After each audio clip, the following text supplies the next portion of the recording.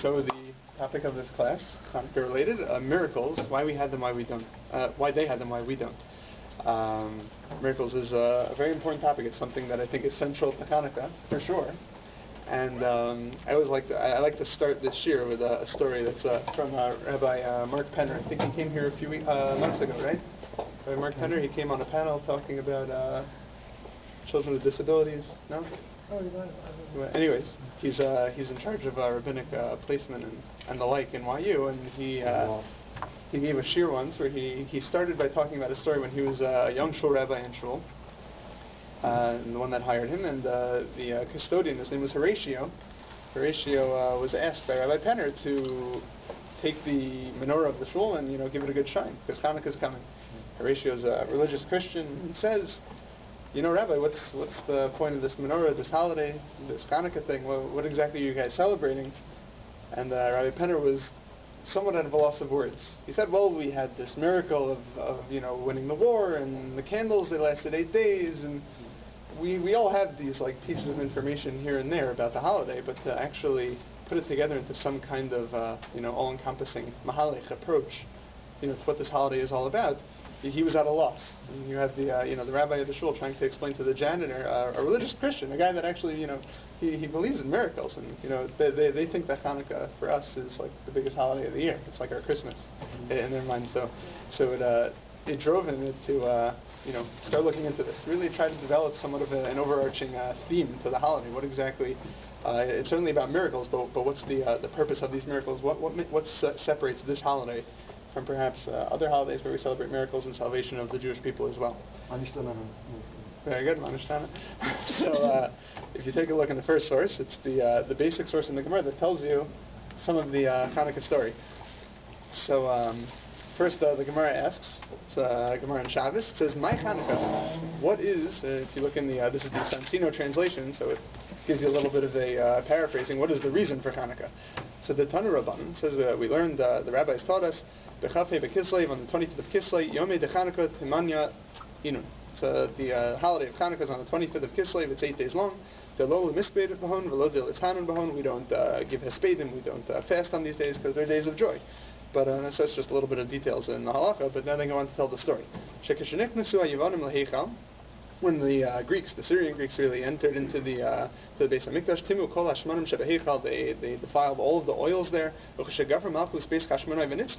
almost like as a matter of just in passing detail. By the way, when the Jews beat the Chashmonaim, when the Jews beat the Greeks,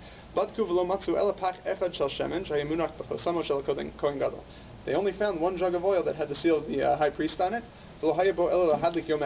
And it was only enough, as we know, the story is only enough to light for one day. The miracle occurred and it actually lasted for 8 days. And then, the following year, after everybody celebrated then, for obvious reasons, the rabbis decided, let's make it a holiday for generations. So, it's interesting that we're celebrating Hanukkah, apparently, or this is the, at least the Gemara's perspective of it, because of the miracle of the oil. Right? Well, the war, the victory in the war, which is maybe one could argue is more of the theme of what we say in Al Hanisim, in our tefillos.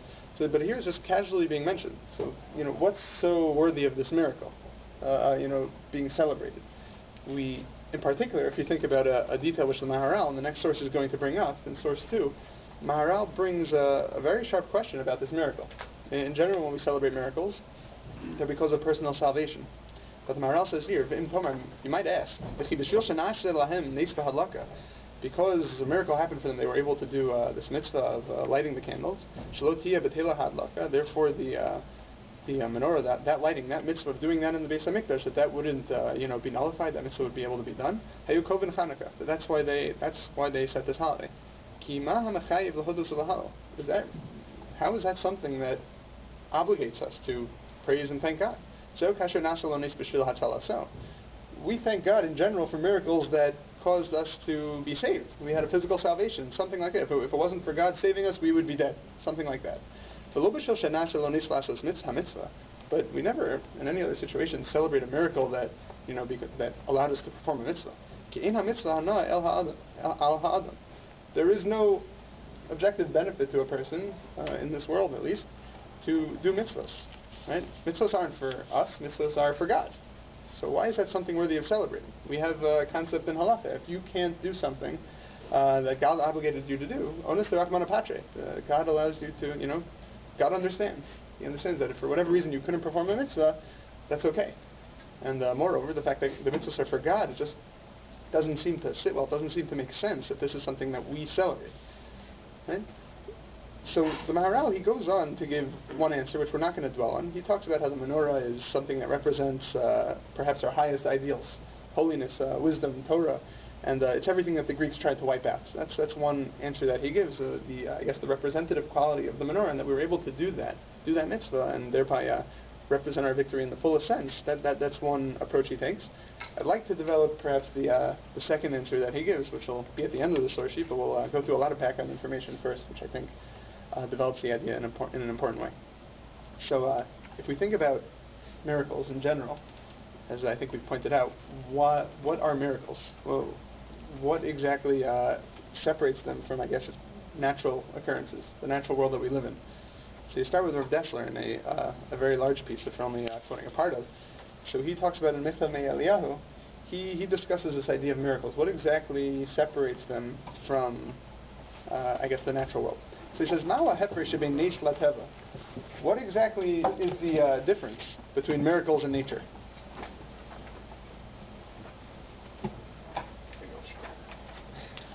Harei shnehem al yedei HaKadosh Baruch Hu. Aren't they both from God? Im she'elu zu, gam harbe me'achinu me'haminim yalagu lanu. So concerning this, al she'elu zu. Concerning this question, many of your comrades would makas, they'll say, certainly everything is from God. We wouldn't deny that if we think about that idea at all. Right?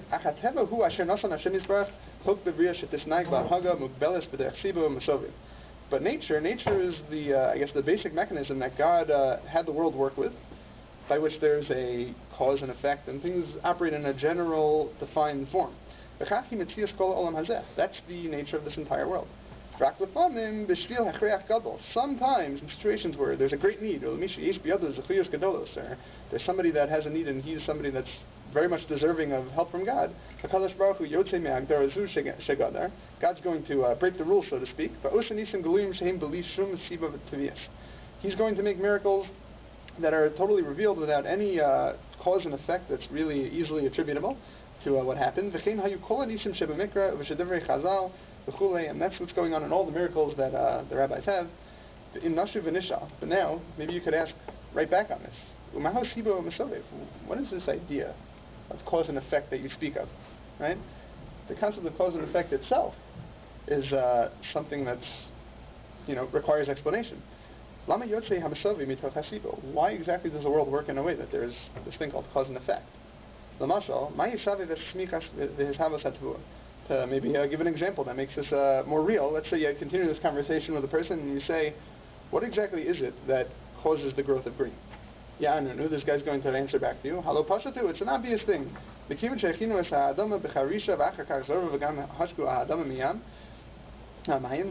Well, once a person, he does plowing, he sows the field with seeds, he waters it, then naturally you have all the reasons, all the things that come into play that cause grain to grow. But now ask him again. Why are these actions which cause the growth of grain? Why? He'll mock you again and he'll answer, that's how things always work. Out of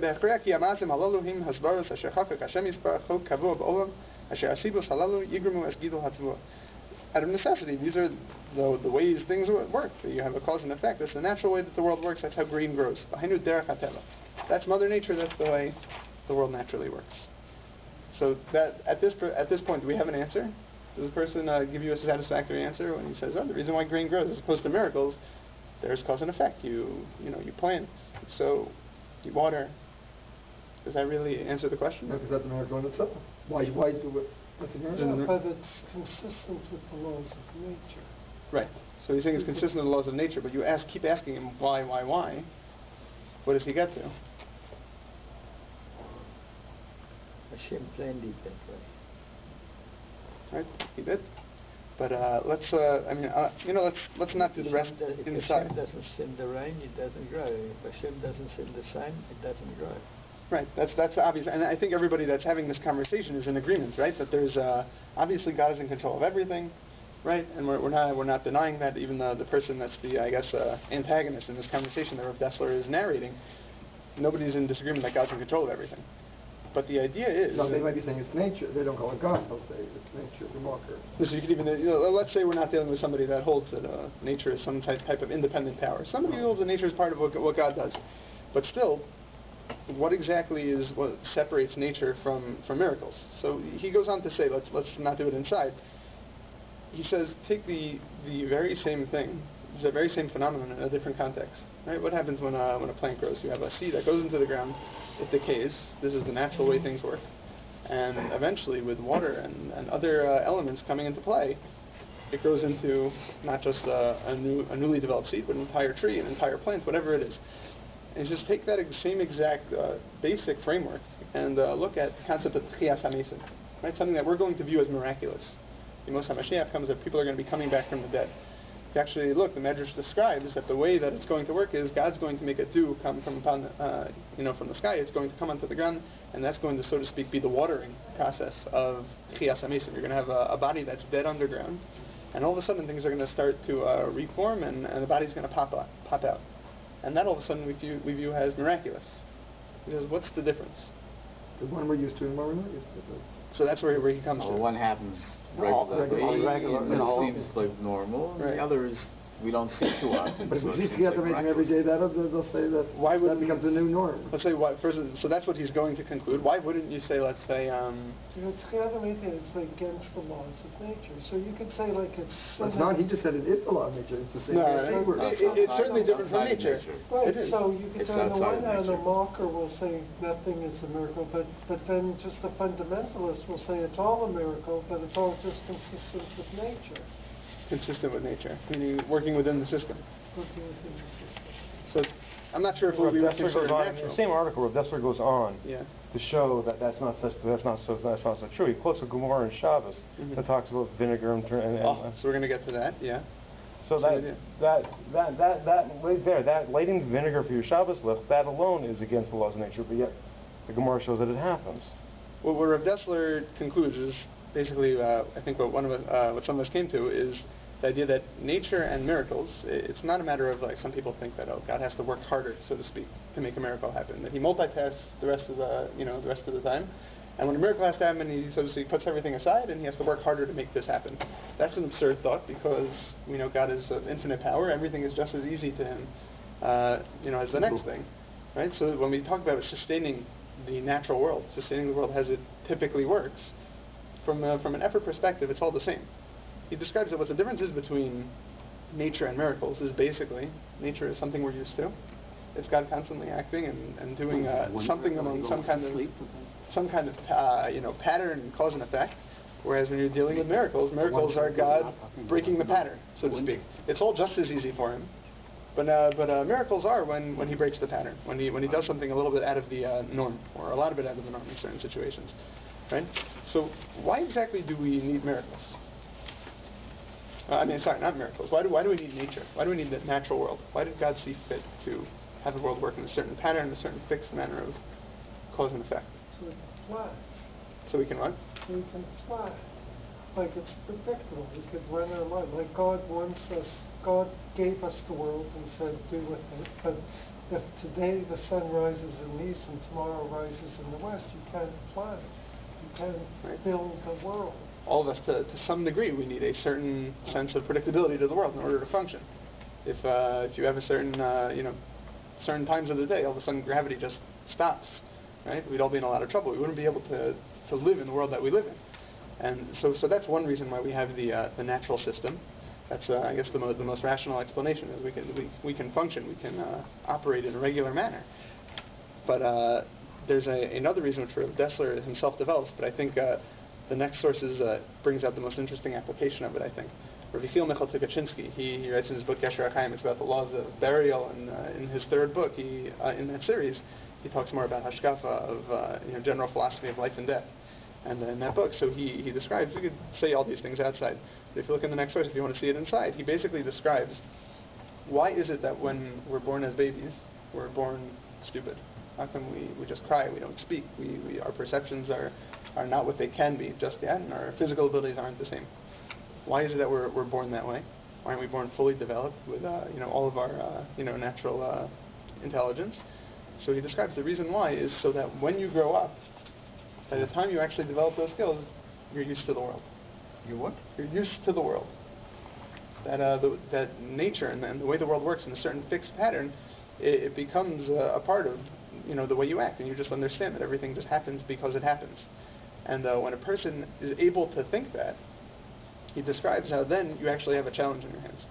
If a person was born, with the ability to, let's say, the highest function of man, according to some, this is actually what defines man, what makes him special and different from the animals, is his ability to conceptualize God. Right? So imagine a child being able to have that the moment he comes out of the womb. When he sees the world in front of him, not being exposed to the numbing effects of teva, of nature, of a certain pattern, how everything is just this way all the time, he's just in wonderment. He says, "Whoa, look at that bulletin board. Who made that? Look at this table. Who made?" Like he would be so in awe, so amazed at the fact that God has done so many different things in this world, and everything works in such a beautiful, harmonious way, at least in the ideal sense. So that it would be too easy. You would see God everywhere. You would be able to just be the most perfect Oved Hashem in the world. It would be too easy. Why is it bad to be easy? Why is it bad for life to be easy, for a person to live with constant awareness of God and just coming to Him? It was prior You have to earn it. That's lechem You need a kisud. challenge to develop. Right. God determined, Rav Moshe Chaim Luzzatto, he says in Derech Hashem, that a reward is most beneficial, it's most satisfying when it's been earned, right? And if there's no challenge, if everything just comes easily to a person, so it's not earned, and therefore it's not going to, feel good. It's not going to. Those rewards are not going to be as enjoyable as they could be through a lifetime of working towards something. So God apparently, in His attempt to make the world, I guess, a nice enough challenge for us, He made it within the world. I guess the mechanics are that when you're born as a baby, you're not used to the world yet, but you don't have the intelligence yet to really grasp the fact that God is running everything. By the time you understand God, by the time you're able to conceptualize a higher being that's really creating and running the entire show, then you're so absorbed in teva, you're so used to the natural world that it's hard to see God. Right? It's not easy anymore. And at that point, the challenge begins. A person's bar mitzvah, Tue Jun says, that's when a person's bechira really starts getting tested. That's when a person's life it takes on this challenge to the fullest extent. It's basically working off of Rav Dessler's ideas, and he's, I think, if not quoting him, certainly invoking a lot of the same ideas in that long piece that he has. That the reason why we have teva, the reason why we have nature, the reason why we have a system by which things work in a general pattern of cause and effect, is so that there can be a system by which you don't see God.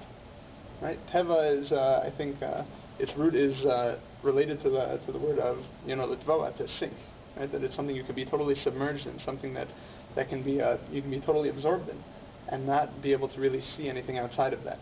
So teva, according to Rav Dessler, according to Tue Jun, is a tool by which we have to operate and have a good sense of bechira, a good sense of choice in the world. That things work in a 50-50 way. You can live in the world and either see God or not see God.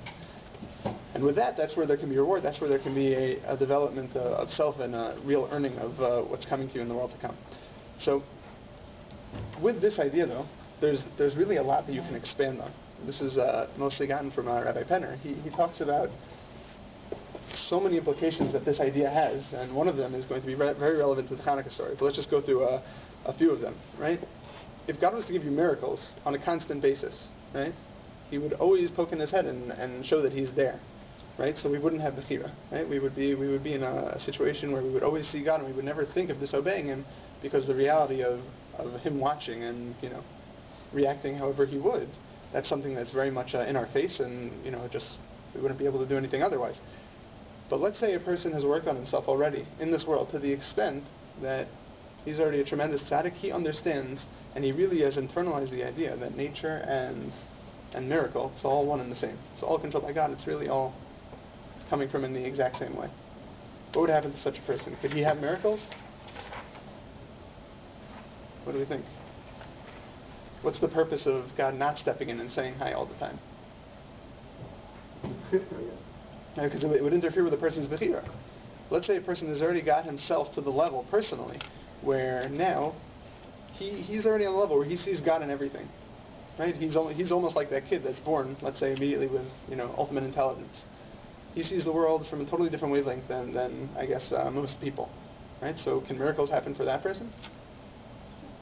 A better question. Can nature happen for that person? Very good. So it's all one and the same, exactly. And when you're dealing with such a person, God has no problem giving miracles to him. Because, well, what am I worried about God saying? If I give him miracles, all of a sudden it's going to throw off his bechira? It won't. He's already brought himself to the level where his bechira is at such a high level.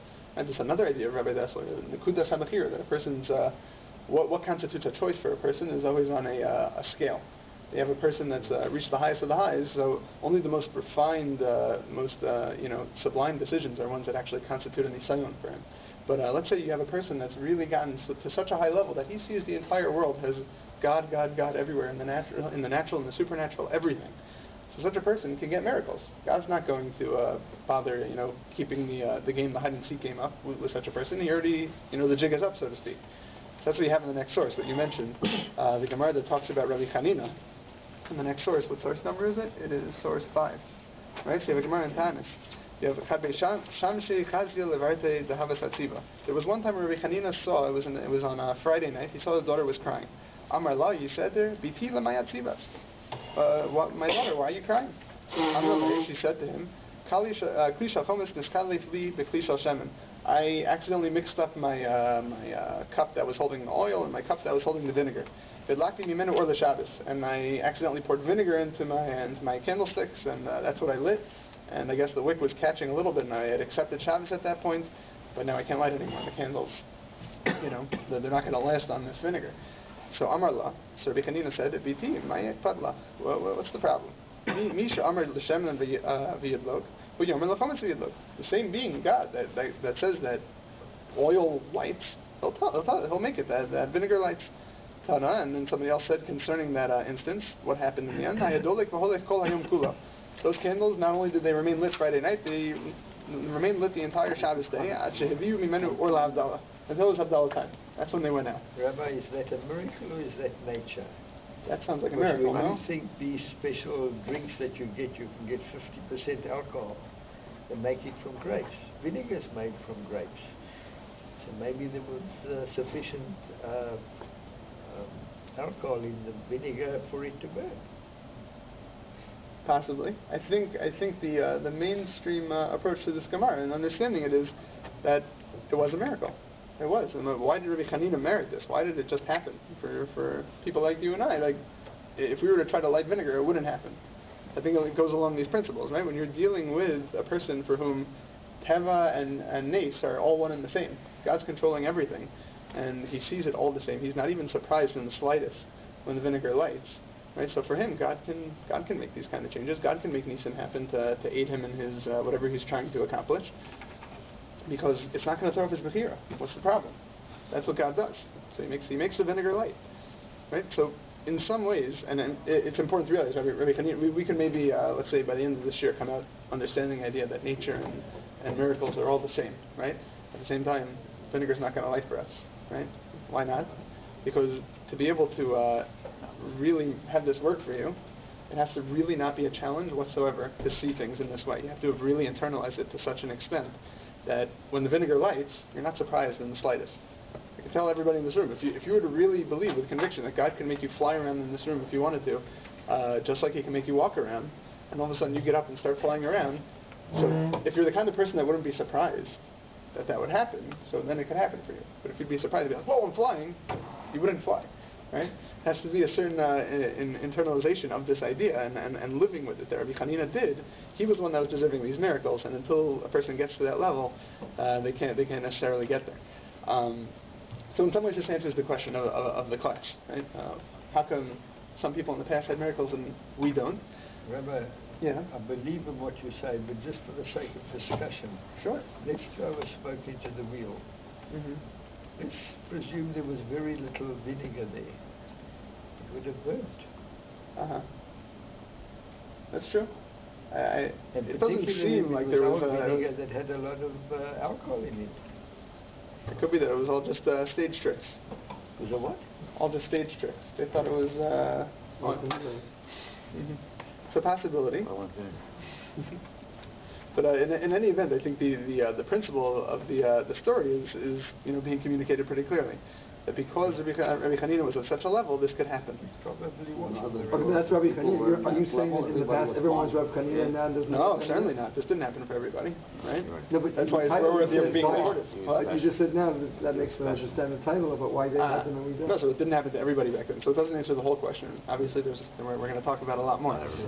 But some element of the question's been answered, right? Some people in the past were able to be worthy of miracles because God decided this is a person who's internalized the idea that I'm in control of everything to such an extent that he's there already. And for me to do miracles for him, it's not going to impact his bechira in any way anyhow.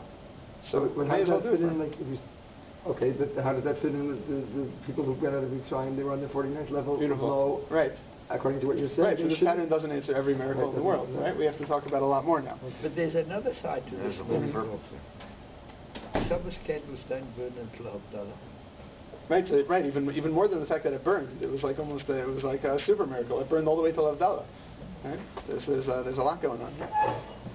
But yeah, how do you answer the questions? That's the question that follows naturally. What do you say about miracles that happen for people that were not necessarily of that madriga in the way that they think and the way that they understand God running the world? Right? What do you do when you have? But it still could be just because of the collective. Like at the time, God withdraws commensurate with our collective sins. So at the time when there's more divine providence, when the whole klal is whatever, so individuals get caught up in it one way or another. But now that because of our sins, God is withdrawn more, so he doesn't get involved with direct miracles. I would say that's a possibility, but still, I mean, that means we would have to say that on the overall average of, let's say, Klal Yisrael, like Kriyas Yamsuf, right. On average, people were on the madriga of Rabbi Hanina. Right. That's hard to say. Why? Isn't that the whole concept of Yeridah L'Dor? Don't you say that they were all being like what Yecheskel didn't see? Because of this miracle, they weren't deserving of it. Right? It's very important to realize when we talk about the concept of Yeridah Sadoros, of generations getting lower and lower as time goes on. I'm pretty sure that we're talking about the leaders of the generations. I think your common woodchopper in the times of the Midbar, they saw a lot more, they knew a lot more, and maybe not the Midbar. That was the Dordeya. Right, the Dordeya. So maybe let's not use that as an example. They did live on a higher plane of existence. They had the greatest Rebbe imaginable. But you're dealing with your commoner from hundreds of years ago. I don't think it's necessarily the case to say that they were on a higher madriga than your commoner in today's world. I'm not sure if that's the case, but one thing for sure is that I think as great as Rabbi Hanina was, I don't think the average collective level of amunah and bitachon that the people had at that time were of the level of Rabbi Hanina. We have midrashim that talk about these people bringing avodah zarah through the Yamsuf, people that were really lowest of the low. I'm not sure if the average was such a high level. But don't do the lower people. They're the ones who really need the nisim because it's wasted on Rabbi Hanina because to him everything. Right. So it's like the opposite. So when you have Kriyas Yamsuf, let's say, as the example, or let's say Kriyas Yamsuf, what's the purpose of that miracle? Well, afterwards they obviously to get them on the right level of amunah. To Because restore they the weren't temple. on it before. I'm talking about Kriyas Yamsuf, Pesach story. They're coming to the Red Sea. They're trapped in between, the sea on one side and Egyptians that are coming to kill them on the other. Why does God do that miracle of splitting the sea? Hashem wanted to fulfill his promises to the Jews. Right, he wanted to save them. Yeah, that's the simple answer here. There are some times where you're going to have to say miracles don't work in the way that we've explained them until now, where it's just to aid a person who's not really going to be challenged by the fact that a miracle is being thrown his way. There's also times where a person is not deserving of this miracle. It will affect their bechira if they witness it, perhaps in a way that will tilt the scales that their level of choices is maybe not so balanced, right? That it's too easy to make the right choice at that point. But God does it despite that, despite the fact that the overall system requires people being on a 50-50 scale, because something needs to happen, right? There are times where nature, the natural system, the way the world works, is not going to do it today. It can't be business as usual, because people need to be saved. Think about the establishment of Israel. A group of Jews with no army training was able to defeat 7 Right. I'm not denying such miracles happen. They do, for sure. That's right. happened in our time. Yeah. And I'm not saying that they haven't happened in our time either. We'll get to Eretz Yisrael, Medinas Yisrael, We don't see them. shortly. Right, so we don't see miracles, but even let's talk about the most obvious ones, the ones that are sea splitting. And let's say people aren't deserving of it at that time. Sometimes God sees that the natural system is just not going to work that day, so He goes and He makes a miracle. Maybe it's the opposite also. Maybe if somebody can be on such a low level that they aren't going to be affected, they're just going to ignore it. It's like the opposite of it. It's another possibility too. We'll get a little bit to that as well. But sometimes God has to break the rules, like we said. But what does God then do? I have a problem with that. Because what you're saying then is you're limiting God, which is obviously impossible. How am I limiting God? You're saying He has to. God doesn't have to do anything. Oh, I mean, His general plan. He doesn't have to do anything. Again, you're saying Kriyas Yom Tov. It didn't have to be that way. There's a million and one different ways to save the situation. Right, and then we can get into tremendously complicated. Why do we have to exist? And all. No. But the point remains is Kriyas Yom Tov obviously had a meaning in and of itself. Okay. Right? I would agree with that for sure. That's why we talk about it all the time. We don't just say that it served a utilitarian purpose. But right, but that's the same thing to tie that in with like the Hanukkah thing. So let's say the whole point there was to show that it was a miracle, to show God's power. So with Hanukkah also, you could think that Hanukkah was the military victory. So God orchestrates a miracle with the shaman that was totally unnecessary, just to remind people this was miraculous and not You're ruining the shir. You know that? But there is certainly a value to the miracles besides saving the Jews, right? There's also lessons to be learned. We're going to get to that too. But there are times when God breaks the rules, so to speak, to let's say save or even to teach us a lesson, right? So it gets in the way of the whole system that He's been building up until now. We're supposed to have a sense of bechira, that we can see God just as easily as we can see Him in this world. So what does He do about that? Well, again, getting back to that issue, the 50-50 split you're talking about, it would seem that there's in fact a sliding scale, if you will. In other words, you have the midbar. The miracles on a daily basis. Obviously, to counter that, they had to have the Yetzer Hara that's correspondingly greater. Right. Okay. Then you go to a lesser miraculous. What causes that greater Yetzer Hara, though? Huh? What causes that greater Yetzer Hara? That's the Kodesh Baruch Hu, working behind the scenes. In some ways, if you notice, anytime there's a big miracle in the Chodesh, very often we stumble right after. The greatest example is the golden calf, right after everything that happens in Mitzrayim. And the classic question everybody asks is, because these miracles caused, so much, they made God's presence so obvious, how on earth did they fail this Nisayon to respond in this way? So the answer you're going to have to give is there has to be an equal and opposite push in the other direction. Right. That there's let's say, I don't know necessarily how this works, to suggest it, and at least in this instance of the Chet HaEgel, there's a Midrash that talks about God making a vision appear to the Jewish people that Moshe was being carried up to Shemayim, right, that he had died.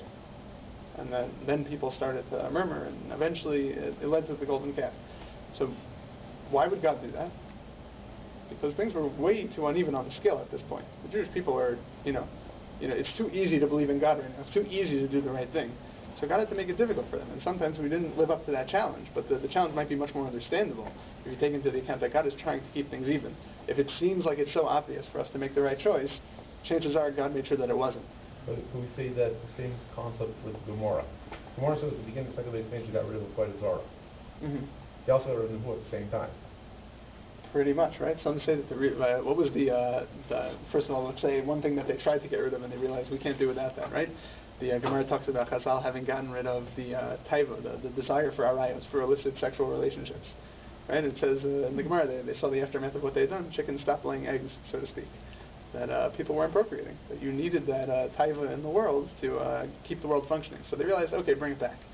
Avodah Zarah they didn't bring back. No. Right? Apparently they felt that there was a counterbalance which didn't bother them so much.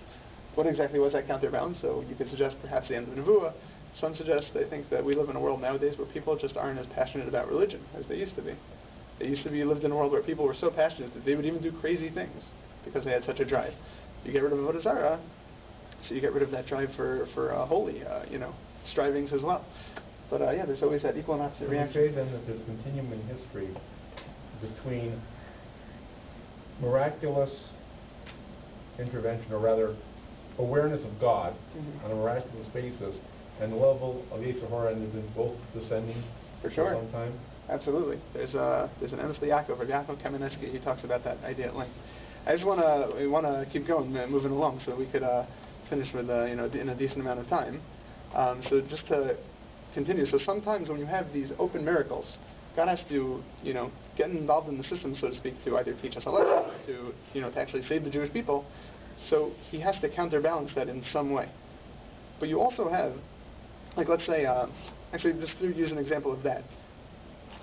V'yachazak es leiv Paro, right? God says He's going to harden Paro's heart. Why is that a difficult concept for us to understand? Many Mepharshim take issue with it. Because it goes against Bechira. It goes against Bechira. You're taking away Bechira, but even more than that. Let's say you take away Bechira. God is punishing Paro for refusing to let the Jewish people go. If he doesn't have Bechira, how can you punish him? But Right. he was an evil man already. Right, so some give the answer of he pushed himself so much to the edge that he didn't deserve any second chances anymore. He's getting punished for everything now. The Sforno gives a very beautiful idea in explaining this that really works within the system that we're drawing up here. He says, when God hardened Paro's heart, that wasn't taking away his Bechira. That was giving his Bechira back to him. Imagine, a ruler going through the Makos and going through the plagues that he was experiencing. How on earth could you not let the Jewish people go? When you're suffering to the extent that he was and that his people were, how could he not do that? What happened? The Sforno explains, what does it mean to harden Paro's heart? Gives him the ability to withstand those punishments more, so that this is actually still a choice for him. This is not just a question. This is not only is it not a question on Bechira anymore, it's the greatest proof to Bechira. The Sforno says it actually it's what convinces a person. It's what creates the choice in a person, even in situations where you wouldn't think it would be really that much of a matter of choice. So so there's this idea of balancing Bechira, constantly trying to keep a person in the position where he can either make the right decision or the wrong decision, and that both are plausible to such a person.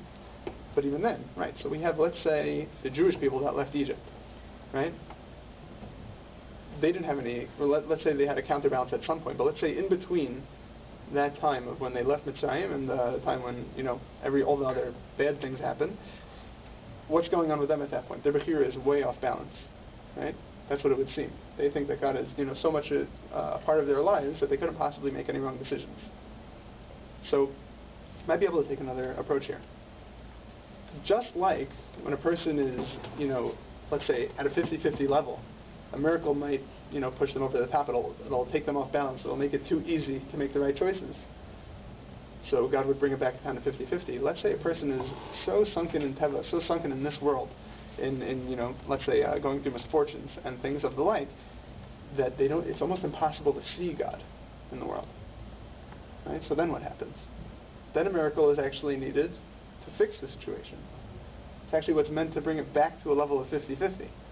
So when you talk about the Jewish people experiencing miracles in Egypt and getting out of Egypt, you're dealing with a people, you have to keep in mind, that have gone through 200 years of very difficult slavery, backbreaking labor. And it was so hard, you can imagine, for such people to see God in the world. Take, like you mentioned an example earlier, let's say people going through the Holocaust, having seen the worst possible things. That's a world that's very, very hard in which it is to see God, right? In some ways, those are the people that specifically God needs a miracle, not to help them in their situation to get them out of a certain mess, but it's with the express purpose of saying, "Hi, I'm here," despite the fact that it doesn't seem like it. I am, and that's why I'm doing these things for you now. When you're dealing with the Jewish people in Egypt, all of a sudden they start seeing that God does care for them, that God was with them. And they're back to a level, not now where all of a sudden maybe it's easy to make the right decision, but before that it was so hard, right? We're talking about in Kriyas Yamsuf itself, them bringing idols through the, that's what they were holding as they were passing through. They were clearly on a very low level, 49th level of Tumah, as you mentioned. They needed a miracle to give them a little bit of a booster shot in their Bechira. You deal with some try to explain this way, Rav Soloveitchik. I mean, to what extent you can explain the Holocaust, it's very, very difficult to provide any kind of an explanation. But in Kol Dodi Dafek, so Rav Soloveitchik suggests that Hakamas HaMedina was a direct result in some ways from the Holocaust. The world was so dark, it was such a difficult place to see God in at that time, that God said, I have to do something about this. I have to make my presence shown in the world a little bit more to bring people back to that 50-50 level. He needed to make something happen. He said something very similar. Mm-hmm. He said that Hakamas HaMedina was the beginning of the moon in No. It started to, it brought people, it enlivened people again, and it made Soloveitchik talks about how you used to go in the subway at that time while World War II was going on, and there were Christian missionaries that were just mocking the Jews, saying, how on earth could you possibly think that you're the chosen people still, after all that's going on? And you have a Kama Samadina happening, and all of a sudden we start seeing that there is something to us. Whatever doubt and denial that they were trying to put into our heads, it goes away after these kinds of things happen. But anyways, what we have is, what's interesting about Hanukkah, when we're talking about kinds of miracles, some kinds of miracles are actually meant to, just help us out in some way. And we have to compensate in whatever way we can, or God has to compensate in some way to keep the Bechira at a 50-50 level, right? And there are others that are actually meant to directly impact our Bechira, to actually bring us to a point where we have more trust in God again, right? So it's important to realize in the Hanukkah we have both kinds of miracles, right? If you have the Maccabees, let's say, right? You have 5,000 Jews that are fighting 90,000 Syrian Greeks, right? What are they fighting for?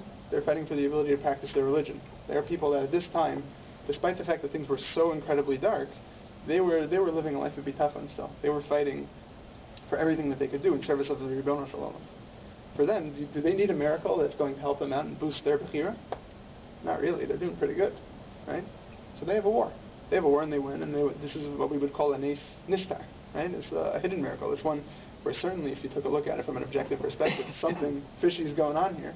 But at the same time, it can be rationalized. It can be said to be have taken part in some kind of natural process, right? We know how sometimes the underdog wins, right? But that wasn't the only battle taking place, right? And it would be naive to assume that that's all that happened in the Hanukkah story. We have to remember that the Maccabees, the people that were devout and zealous in their service of God, they were a minority at the time. I would argue that. Okay. There was a significant population. Yeah. There was a significant population who were the elite, Mm-hmm. who had turned away from Judaism. Absolutely. Mm-hmm. But that they were the majority, I would disagree. Certainly there was the majority were passive. I would say at least that, right? There were people that were living in very dark times, right? Yeah, the question was, were most people afraid to do anything, but they weren't really siding with the Greeks? Okay. So let's say they weren't siding with the Greeks, but you're dealing with people that were slowly assimilating, or at least slowly living in a world of tremendous hester panim, right? Where you really just couldn't see God. And there were people that not only did they didn't need the freedom to practice their religion. The winning of the war, winning of the Milchama, that wasn't going to do it for them. They needed to want to practice their religion, right? So for them, you needed a different kind of miracle, right? Most of the Jews at that time, or maybe some of them, they weren't interested in religious practice, but so the war victory, it was meaningless to them, right? They needed something more.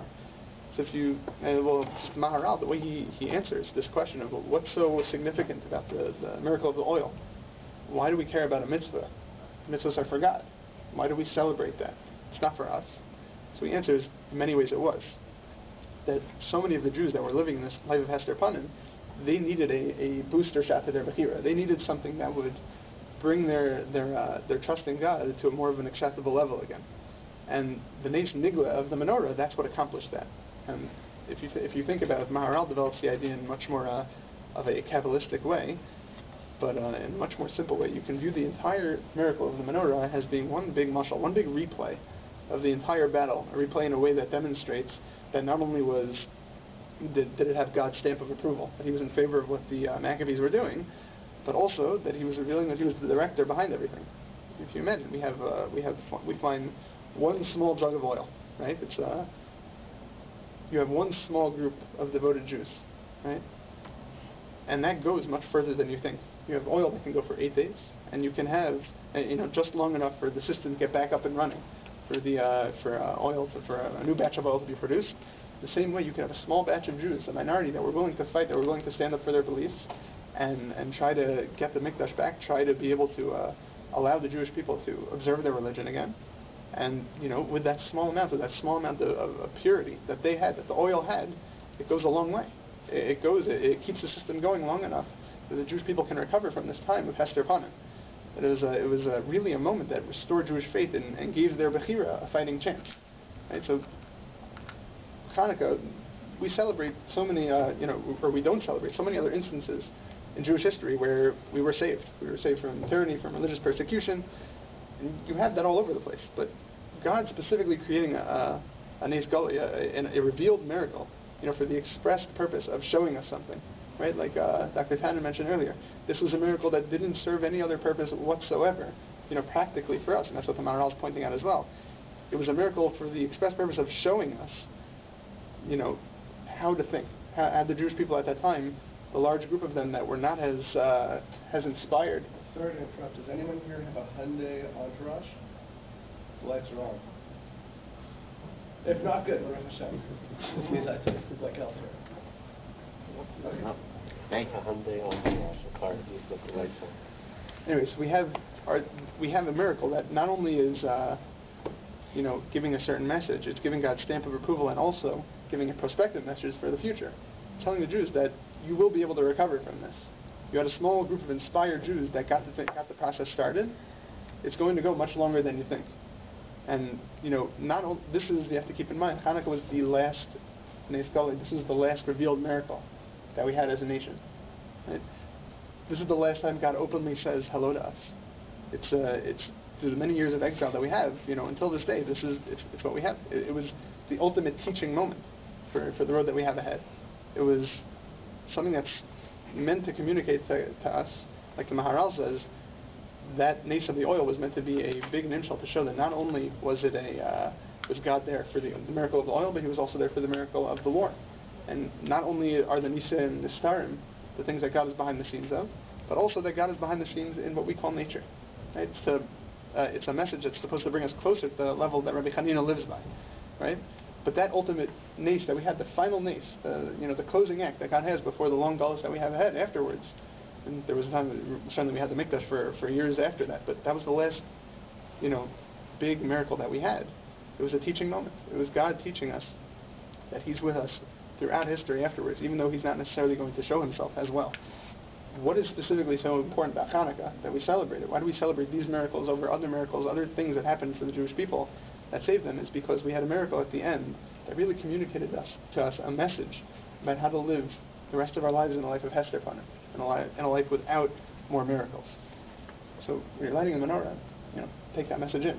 When we talk in the brachos, we say, "Ba'yamim ha'im b'zman hazeh." We talk about the standard assumption is that means in the cycle of the calendar, right? So we're coming up to the same days now that back in the day these miracles happened. But the message is supposed to be much more profound. It's meant to be, "Ba'yamim ha'im b'zman hazeh." Those miracles that happened then are meant to indicate to us that really, like you mentioned, everything's a miracle. B'zman hazeh as well.